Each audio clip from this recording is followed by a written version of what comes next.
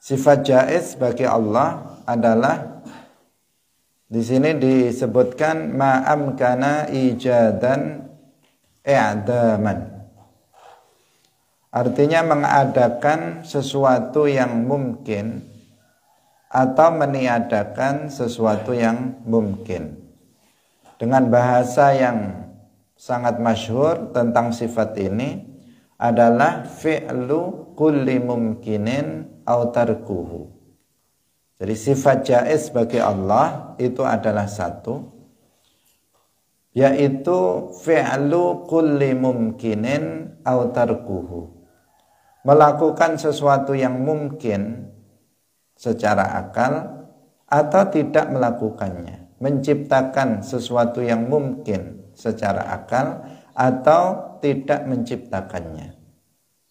Mungkin kita sudah mengetahui bahwa mungkin itu artinya sesuatu yang akal menerima adanya dan menerima tiadanya. Salatullah, salamullah, alal hadi, rasulillah. Assalamualaikum warahmatullahi wabarakatuh. Hadirin rahimakumullah, mari kita mulai ngaji kita dengan mengikhlaskan niat kita, memurnikan niat kita bahwa kita hadir dalam majelis ini semata-mata untuk mendapatkan ridhonya Allah Subhanahu wa ta'ala. Qala al-muallif rahimahullahu ta'ala wa jaizun fi haqqihi ma amkana ijadan i'daman karazqihil ghina. Wa jaizun lan jaiz fi haqqihi ing dalam haqqi Allah ma amkana apa ma perkara amkana kang mungkin apa ma apane ijadan mujudaken i'daman tur mujud ora mujudaken utawa niadaaken karazqihi kaya paring rizkine Allah al-ghina ing kekayaan. Hadirin hadirat rahimakumullah, pada pagi hari ini secara khusus kita akan membahas tentang sifat jaiz bagi Allah. Kita telah bahas sifat wajib bagi Allah. Kemudian dalam pertemuan sebelum ini kita membahas tentang sifat mustahil bagi Allah Subhanahu wa ta'ala. Dan pada pertemuan ini kita akan membahas tentang sifat jaiz bagi Allah Subhanahu wa ta'ala. Sifat jaiz bagi Allah adalah di sini disebutkan ma'amkana ijadan i'daman. Artinya mengadakan sesuatu yang mungkin atau meniadakan sesuatu yang mungkin.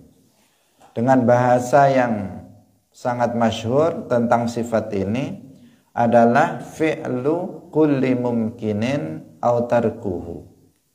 Jadi sifat jaiz bagi Allah itu adalah satu, yaitu fi'lu kulli mumkinin au tarkuhu.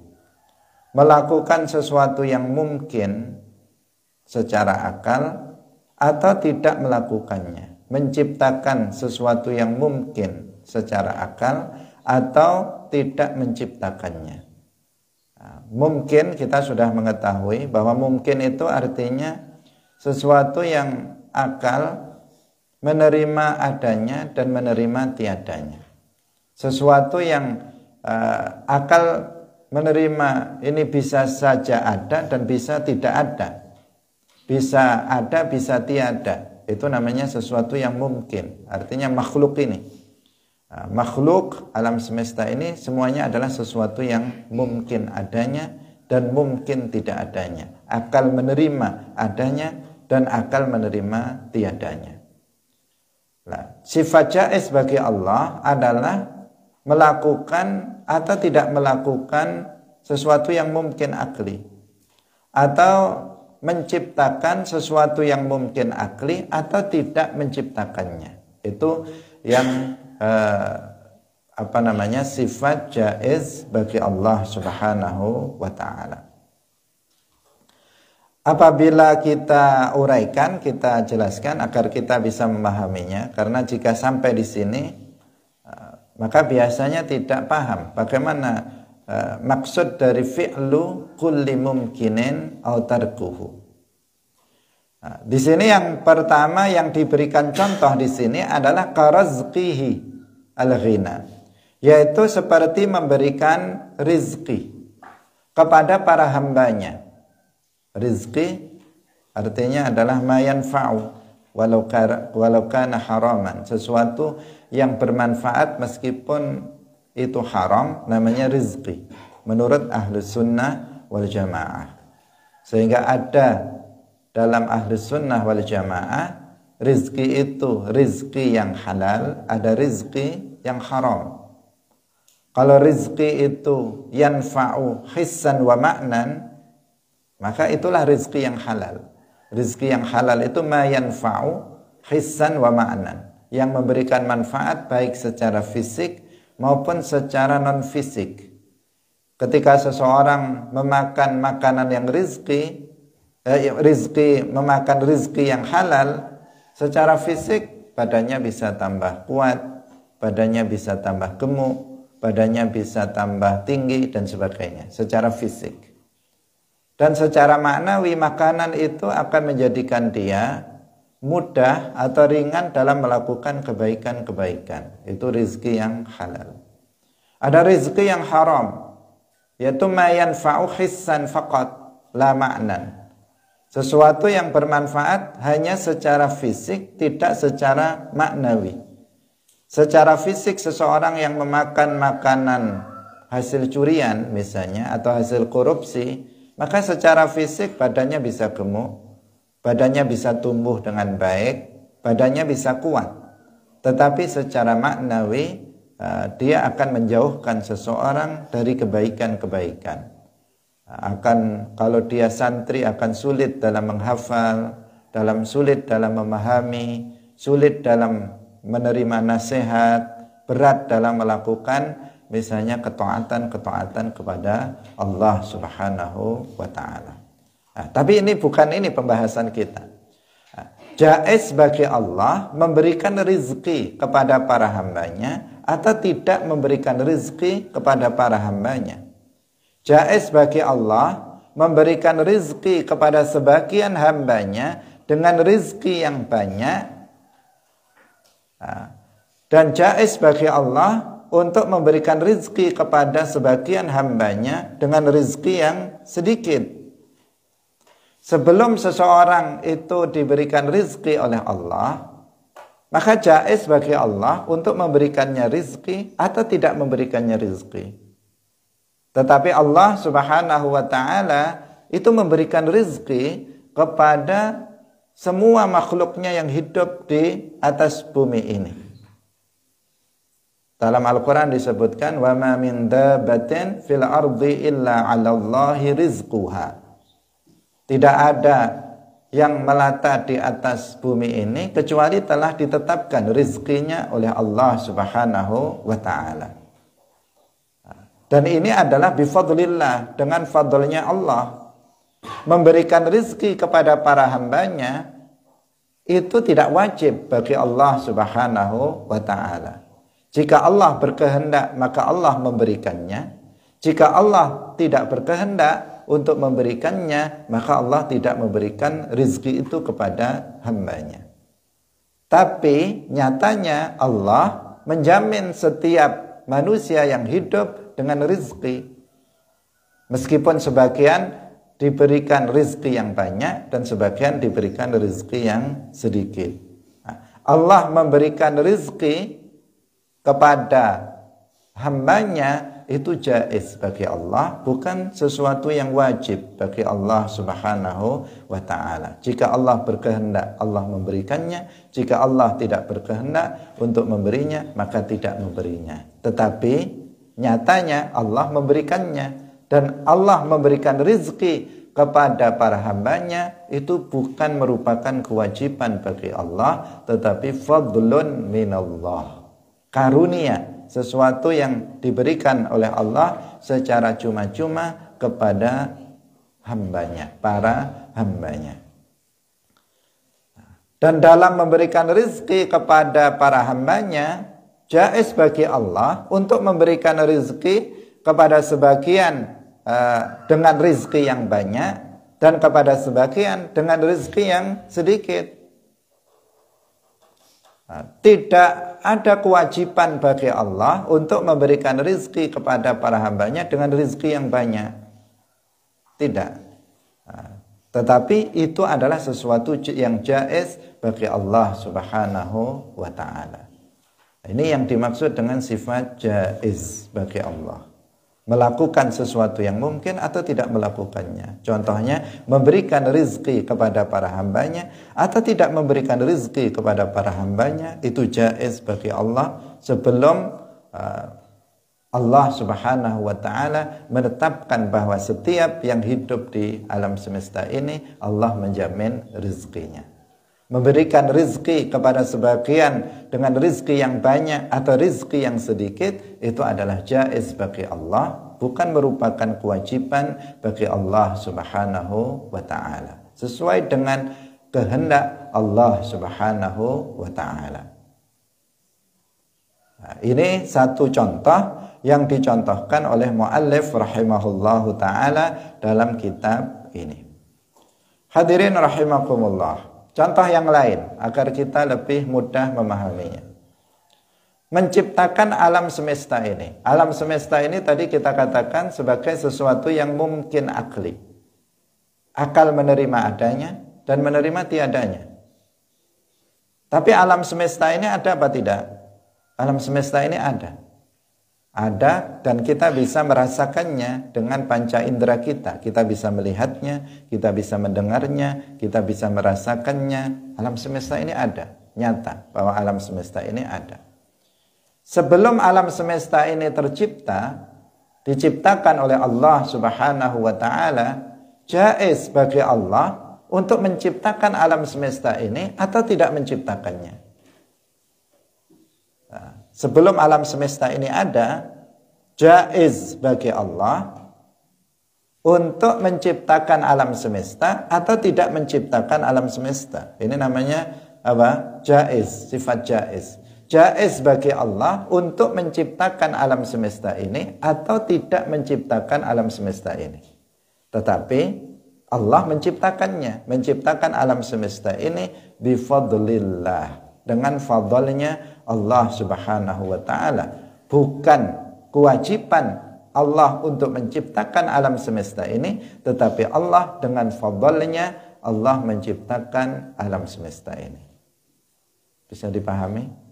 Sebelum alam semesta ini, bumi dengan segala isinya, langit dengan segala isinya ini ada, manusia ini sebelum manusia ini ada, jaiz bagi Allah untuk menciptakannya atau tidak menciptakannya. Tetapi bifadlillah Allah menciptakan alam semesta ini. Nah, ini contoh yang kedua. Hadirin yang dirahmati oleh Allah subhanahu wa ta'ala. Contoh yang berikutnya. Mengutus para nabi. Mengutus para nabi itu adalah jaiz bagi Allah subhanahu wa ta'ala.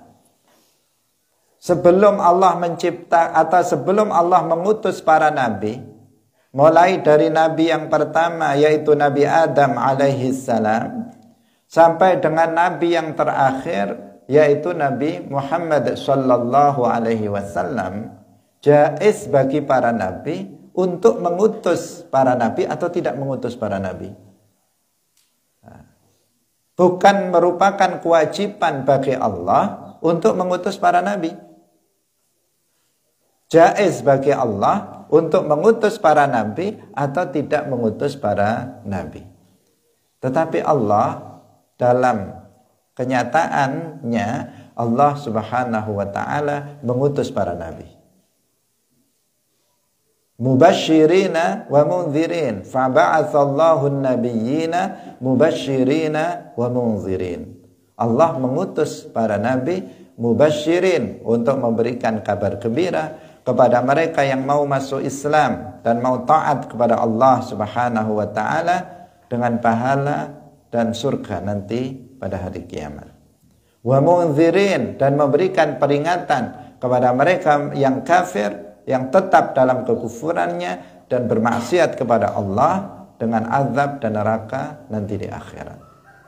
Nah, Allah pada kenyataannya mengutus para nabi untuk mengajarkan kepada manusia, memberitahukan kepada manusia apa-apa yang diperintahkan oleh Allah dan apa-apa yang diharamkan oleh Allah Subhanahu wa taala, sehingga manusia hidupnya bisa tertuntun, bisa menjalankan apa yang diwajibkan dan meninggalkan yang diharamkan. Hidupnya itu akan baik di dunia dan di akhirat.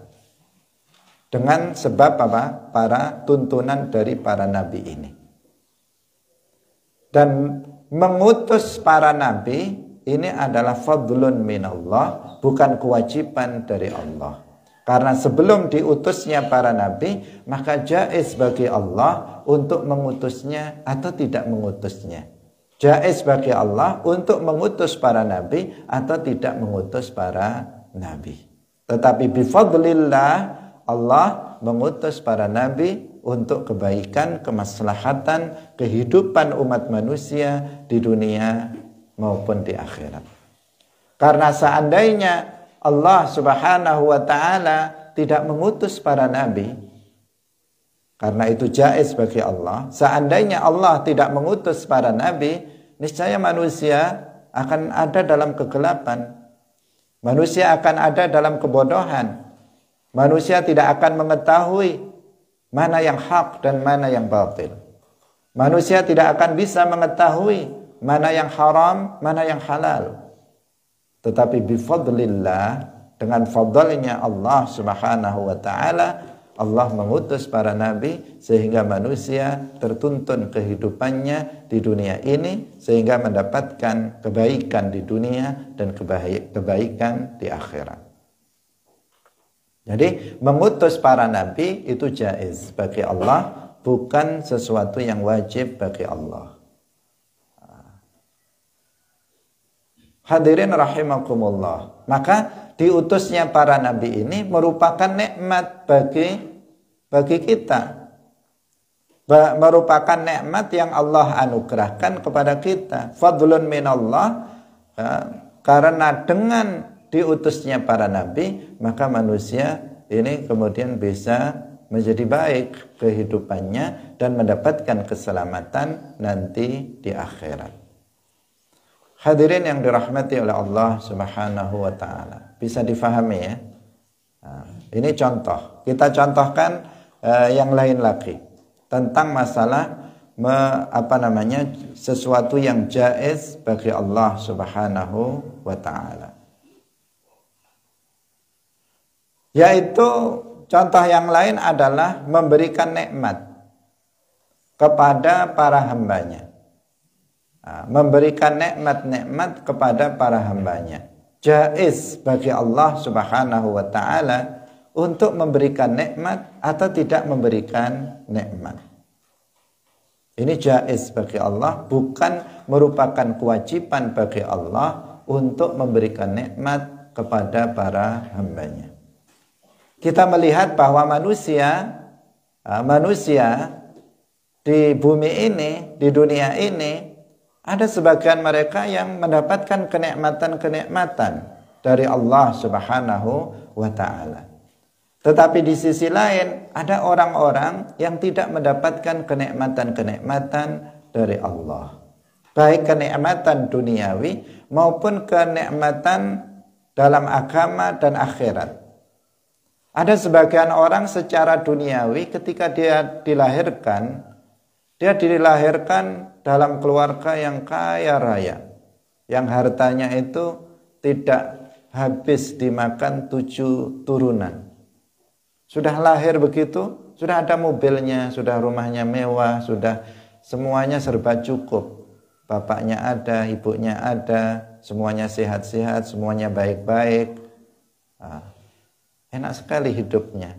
Begitu lahir, dia sudah menjadi orang kaya. Baru lahir saja sudah kaya raya. Nggak kerja saja dia sudah kaya raya. Tapi ada sebagian orang begitu lahir, kadang bapaknya udah nggak ada. Kalau ibunya mesti ada karena dia lahir dari ibunya. Atau mungkin ibunya meninggal saat melahirkan dia. Sudah begitu miskin lagi, nggak ada yang dia makan. Baru lahir sudah nggak punya apa-apa orang tuanya. Kadang nggak ada rumahnya. Kadang dia dilahirkan di jalanan dan seterusnya. Ada yang kayak begitu. Ada yang lahir penuh dengan kenikmatan. Ada yang lahir penuh dengan musibah, tidak ada kenikmatan yang dia dapatkan dari kenikmatan duniawi. Ada seseorang yang lahir dari keluarga muslim, bapaknya muslim, ibunya muslimah, bapaknya taat, ibunya juga taat dalam beragama, sebuah nikmat. Karena dengan dia dilahirkan dalam keluarga muslim, maka dia menjadi muslim. Tetapi ada sebagian orang dilahirkan bapak ibunya bukan muslim, tetapi non muslim, sehingga menjadikan dia juga dihukumi sebagai non muslim, sebagai orang yang kafir. Dia tidak mendapatkan kenikmatan Islam, sementara yang ini mendapatkan kenikmatan Islam dari sejak dia lahir. Ini apa? Ini adalah kenikmatan. Memberikan kenikmatan ini, apakah itu kenikmatan duniawi atau kenikmatan ukhrawi, kenikmatan dini, ini adalah sesuatu yang jaiz bagi Allah Subhanahu wa ta'ala. Jika Allah berkehendak, Allah memberikannya bifadlillah, dengan fadlnya Allah. Jika Allah tidak berkehendak memberikannya, maka Allah tidak memberikannya bi'adlillah, dengan keadilan Allah Subhanahu wa ta'ala. Tidak wajib bagi Allah Subhanahu wa ta'ala untuk menjadikan seseorang itu hidup dengan penuh kenikmatan-kenikmatan. Juga tidak wajib bagi Allah Subhanahu wa ta'ala untuk kemudian menjadikan seseorang itu penuh dengan musibah. Tetapi jaiz bagi Allah Subhanahu wa ta'ala. Jika Allah berkehendak, maka Allah memberikan nikmat kepada sebagian hambanya. Dan jika Allah berkehendak untuk tidak memberikannya, atau Allah tidak berkehendak untuk memberikannya, maka Allah tidak memberikan kenikmatan-kenikmatan itu kepada para hambanya. Jadi semua nikmat yang kita terima berupa apapun, maka itu adalah fadlun minallah, bukan merupakan kewajiban dari Allah Subhanahu wa ta'ala. Yang dahulu di awal pertemuan kita menyebutnya dengan istilah al-jamil al-ikhtiyari.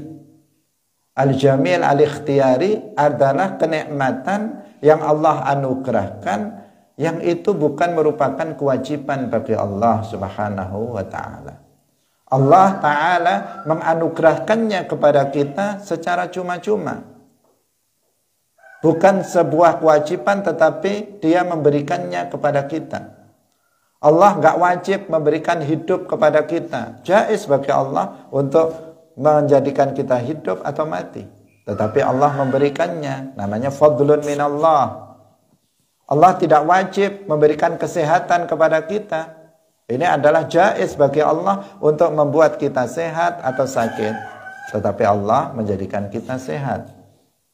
Tidak wajib Allah untuk memberikan taufik kepada kita untuk bisa hadir dalam majelis ilmu. Nggak wajib. Tetapi Allah memberikannya kepada kita. Fadlun minallah. Karunia dari Allah.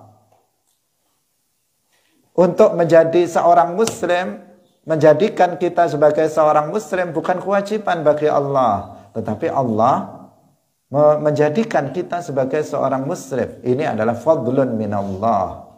Namanya nikmat yang diberikan yang bukan merupakan kewajiban bagi Allah untuk memberikannya, namanya fadlun minallah.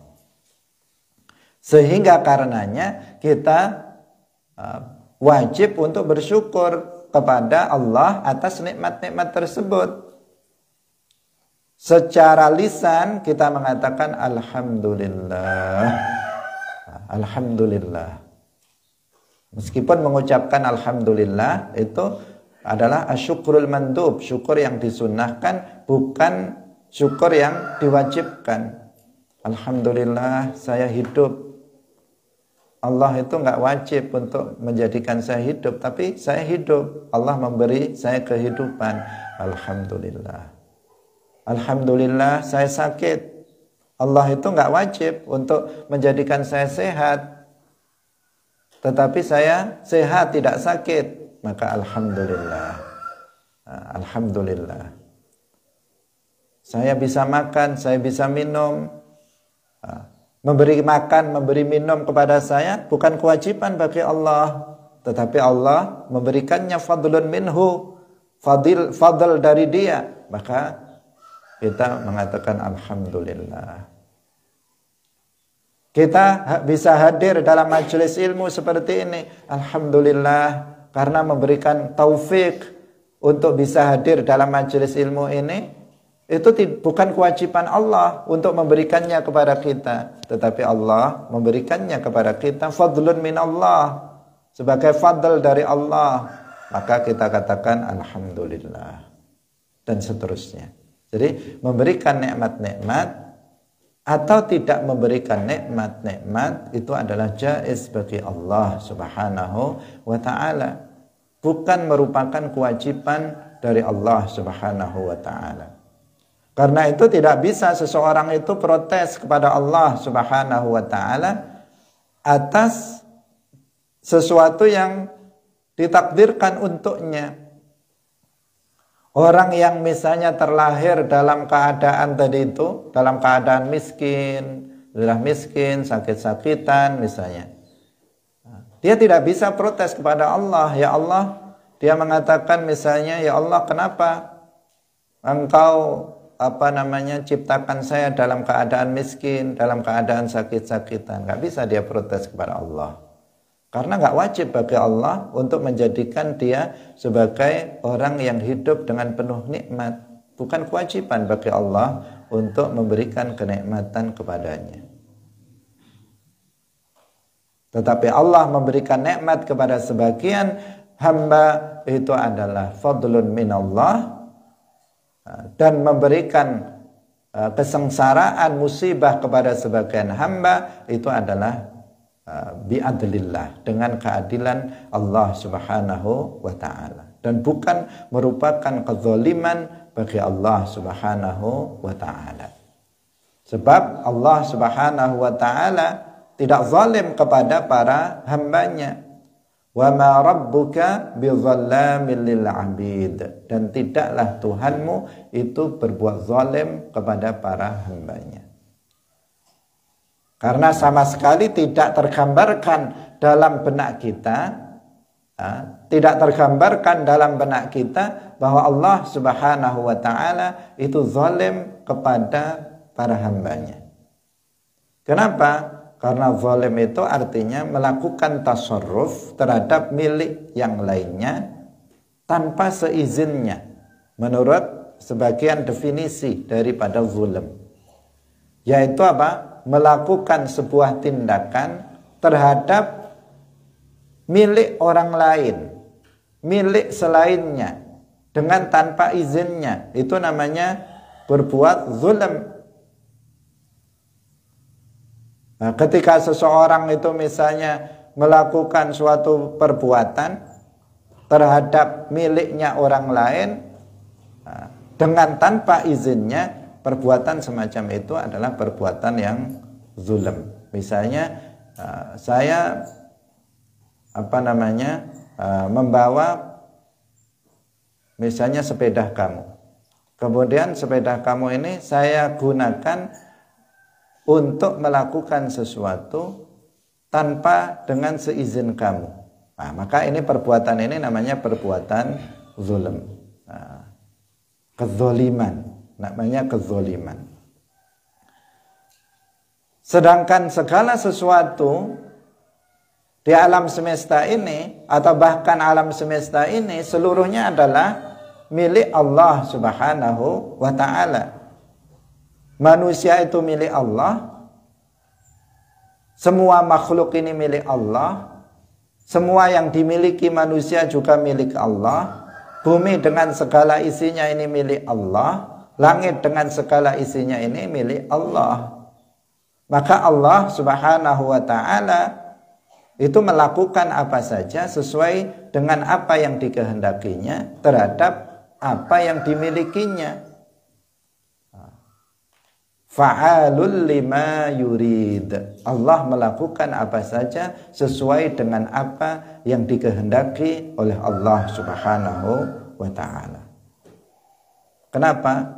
Ya karena segala sesuatu ini milik Allah Subhanahu wa ta'ala.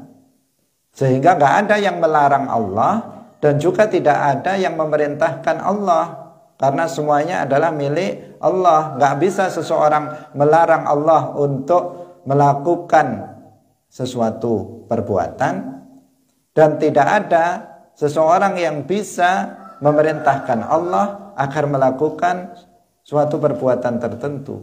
Nggak ada yang bisa melarang dan juga nggak ada yang bisa memerintahkannya. Kenapa? Karena Allah Subhanahu wa ta'ala melakukan segala sesuatu terhadap miliknya, bukan milik yang lainnya. Hadirin rahimakumullah, manusia itu milik Allah. Maka Allah memberikan nikmat atau tidak memberikan nikmat terhadap miliknya, maka itu adalah sesuai dengan apa yang dikehendaki oleh Allah Subhanahu wa ta'ala. Jaiz bagi Allah Subhanahu wa ta'ala, bukan merupakan kewajiban bagi Allah Subhanahu wa ta'ala. Sehingga la yus'alu amma yaf'alu wa hum yus'alun. Allah itu tidak ditanya tentang apa yang dia lakukan, tetapi merekalah, manusialah nanti yang akan ditanya tentang apa yang mereka lakukan. Dalam kehidupan di dunia ini kita melakukan dan mengatakan sesuatu, nanti kita akan ditanya, akan dimintai pertanggungjawaban tentang apa yang kita lakukan dan apa yang kita ucapkan di dunia ini. Karena kita semuanya ini adalah hamba-hamba Allah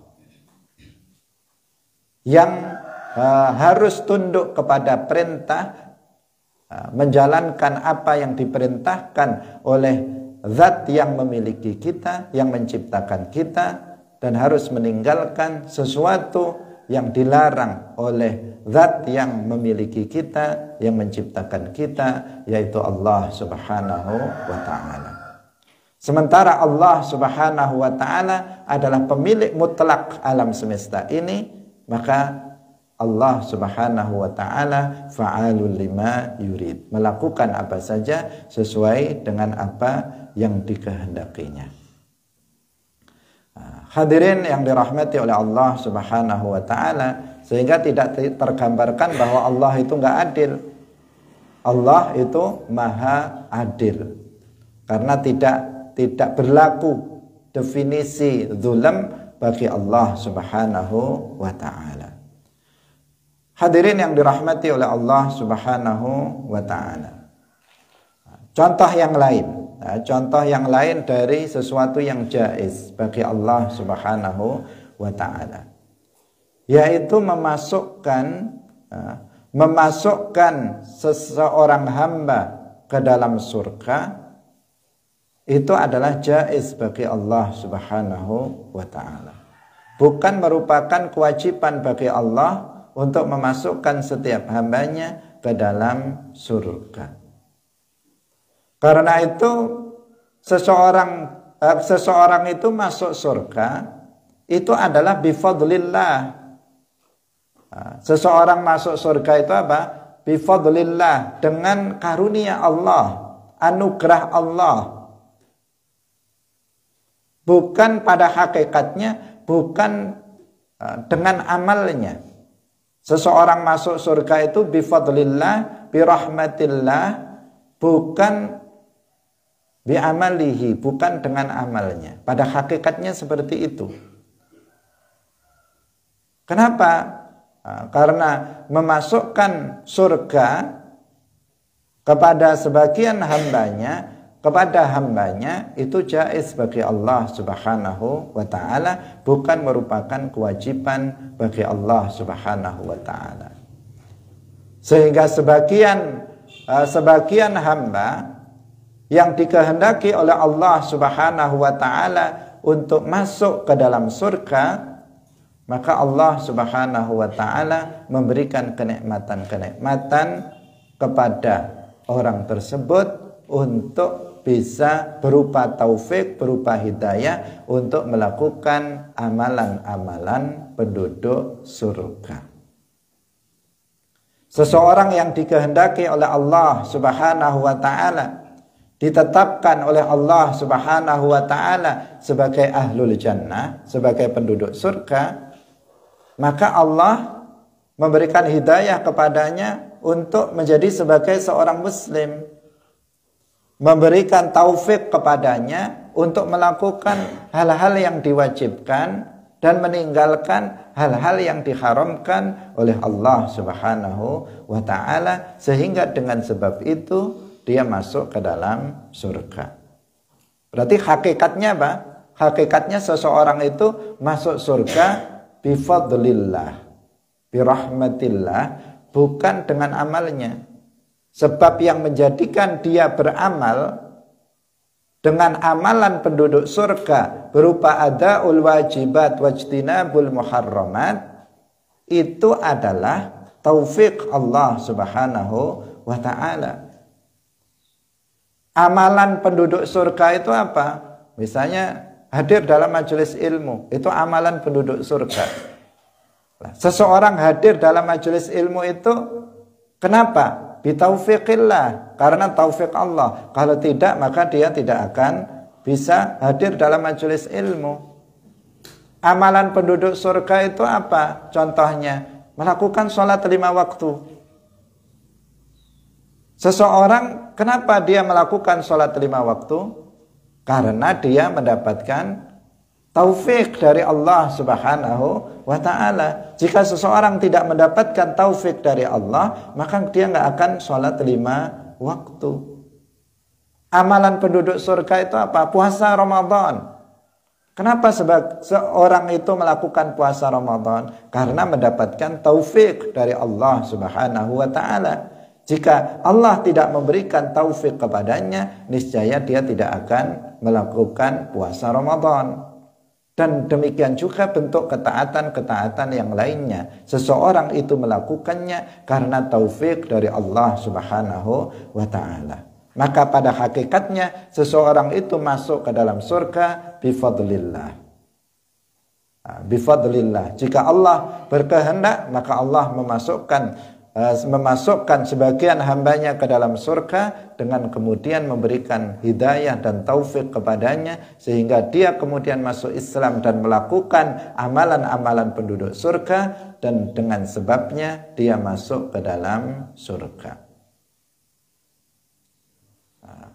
Ini harus dipahami dengan benar, karena sebagian yang nggak paham ketika mengatakan, oh kita masuk surga itu bukan dengan sebab amalnya, karena itu kita nggak usah beramal. Nanti kalau Allah berkehendak memasukkan kita ke dalam surga, kan dimasukkan sendiri. Meskipun kita bermaksiat, meskipun kita tidak pernah melakukan yang wajib, nah itu salah dalam memahami. Salah dalam memahami.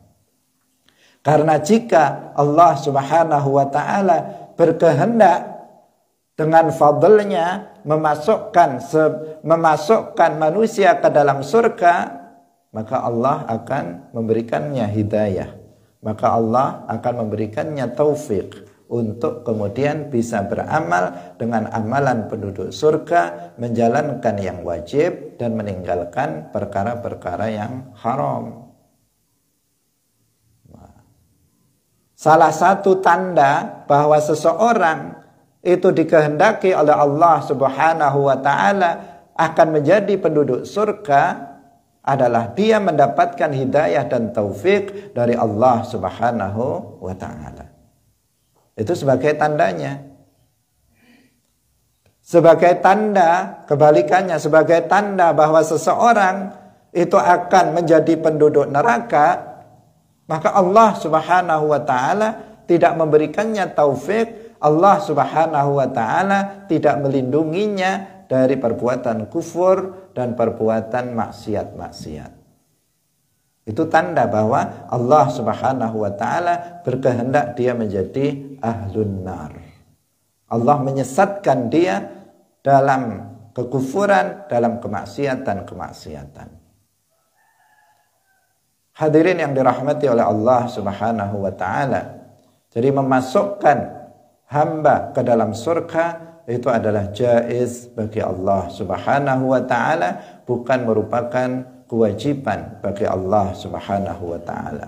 Maka Allah Subhanahu wa ta'ala memasukkan sebagian manusia ke dalam surga bifadlillah, dan memasukkan sebagian manusia ke dalam neraka biadlillah, dengan keadilan Allah Subhanahu wa ta'ala. Hadirin yang dirahmati oleh Allah Subhanahu wa ta'ala. Contoh yang berikutnya adalah memberikan yang terbaik. Memberikan sesuatu yang terbaik untuk manusia. Ini juga bukan kewajiban bagi Allah, tetapi sesuatu yang jaiz bagi Allah. Memberikan sesuatu yang aslah, yang paling maslahah, yang paling bermanfaat bagi seseorang di dunia ini, itu bukan merupakan kewajiban bagi Allah Subhanahu wa ta'ala. Tidak setiap sesuatu yang ditakdirkan oleh Allah Subhanahu wa ta'ala itu maslahah bagi manusia, itu kebaikan, manfaat bagi manusia. Ini perlu untuk dipahami bahwa takdir Allah Subhanahu wa ta'ala terhadap segala sesuatu itu semuanya baik. Tetapi sesuatu yang ditakdirkan oleh Allah Subhanahu wa ta'ala untuk umat manusia tidak semuanya baik. Ada yang baik dan ada yang buruk. Nah, itu yang harus difahami. Yang semuanya baik itu adalah takdir Allah. Sifat takdir Allah terhadap kebaikan adalah baik, takdir Allah terhadap keburukan adalah baik. Tetapi yang makdur, yang ditakdirkan oleh Allah Subhanahu wa ta'ala berupa makhluk ini, ada yang baik dan ada yang buruk. Ada yang ditakdirkan oleh Allah, itu ada para nabi, ditakdirkan ada oleh Allah ada para nabi yang merupakan makhluk yang paling mulia. Ada yang ditakdirkan oleh Allah Subhanahu wa ta'ala itu iblis dan syayatin yang merupakan makhluk yang paling buruk, yang terlaknat. Ini semuanya tercipta dengan takdir Allah Subhanahu wa ta'ala. Allah yang menciptakannya. Semuanya ada bi khalqillah, bi taqdirillah, bi qudratillah. Demikian juga perbuatan manusia, ada yang iman, ada yang kufur, ada yang taat, ada yang maksiat, ada yang baik, ada yang buruk. Itu semuanya adanya itu adalah dengan takdir Allah Subhanahu wa ta'ala.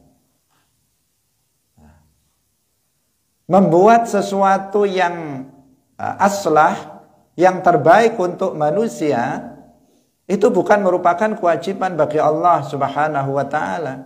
Artinya sesuatu yang terjadi pada manusia bukan selalu sesuatu yang terbaik, dan bukan selalu sesuatu yang baik untuknya, dan bukan sesuatu yang paling manfaat untuk dirinya. Tetapi terkadang sesuatu yang terjadi pada seseorang adalah sesuatu yang membawa madarat, membawa bahaya dan keburukan bagi orang tersebut. Hadirin yang dirahmati oleh Allah Subhanahu wa taala. Karena sering kita mendengar seseorang itu mengucapkan kata-kata yang seolah-olah dia mengatakan bahwa setiap sesuatu yang ditakdirkan oleh Allah untuknya itu adalah sesuatu yang baik untuknya. Nah, ketika seseorang misalnya hidup dalam dalam kekufuran, dia mengatakan dia kufur itu adalah sesuatu yang terbaik untuknya karena itu yang telah ditakdirkan Allah untuknya. Ketika seseorang misalnya hidup dalam kemaksiatan, dia kemudian mengatakan inilah takdir untuk saya, inilah yang terbaik untuk saya, kata dia. Inilah yang terbaik untuk saya. Bagaimana dia mengatakan sebuah kekufuran sebagai sesuatu yang terbaik untuknya? Ketika dia bergelimang dalam kemaksiatan, dia mengatakan bahwa itulah yang terbaik untuknya. Tidak setiap sesuatu yang ditakdirkan untuk seseorang adalah sesuatu yang terbaik, sesuatu yang paling maslahah, sesuatu yang paling manfaat, tidak. Allah Subhanahu wa ta'ala memberikan sesuatu yang aslah, sesuatu yang terbaik untuk manusia.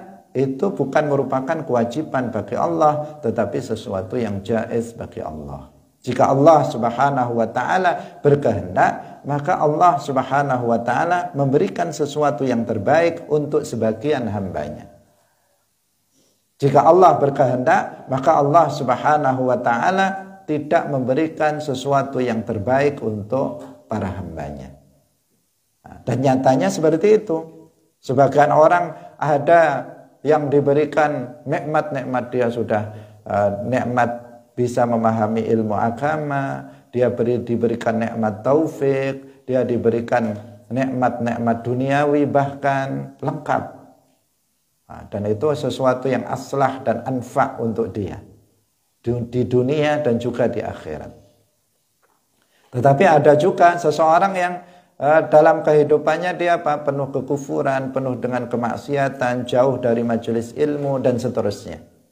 Itu bukan sesuatu yang baik bagi dia, apalagi yang terbaik bagi dia. Tetapi itu adalah sesuatu yang ditakdirkan kepadanya, sesuatu yang membawa madarat bagi dia fid dunya wal akhirah. Dan Allah memberikan seseorang sesuatu yang terbaik atau menjadikan seseorang jatuh kepada sesuatu yang membawa bahaya, madarat kepadanya, itu adalah sesuatu yang jaiz bagi Allah, bukan sesuatu yang wajib bagi Allah Subhanahu wa ta'ala. Karena tidak ada sesuatu yang wajib bagi Allah Subhanahu wa ta'ala, sebagaimana dikatakan oleh Al-Imam Ibn Ruslan dalam kitab Az-Zubad, wa ma 'alal ilahi syai'un yajibuh. Tidak ada atas Tuhan itu adalah sesuatu yang wajib dia lakukan. Tetapi semuanya adalah jaiz bagi Allah Subhanahu wa ta'ala. Itulah yang dimaksud. Beberapa contoh ini semoga bisa memahamkan kita tentang sifat jaiz bagi Allah, yaitu fi'lu kulli mumkinin aw tarkuhu. Melakukan sesuatu atau tidak, sesuatu yang mungkin atau tidak melakukannya. Menciptakan sesuatu atau tidak menciptakannya, itu adalah sesuatu yang jaiz bagi Allah Subhanahu wa ta'ala. Hadirin yang dirahmati oleh Allah Subhanahu wa ta'ala, demikian pengajian kita pada pagi hari ini tentang sifat jaiz bagi Allah Subhanahu wa ta'ala. Semoga kita diberikan pemahaman oleh Allah Subhanahu wa ta'ala. Amin ya rabbal alamin. Barakallahu fikum. Wallahul muwaffiq ila aqwamit thariq. Wassalamu alaikum warahmatullahi wabarakatuh.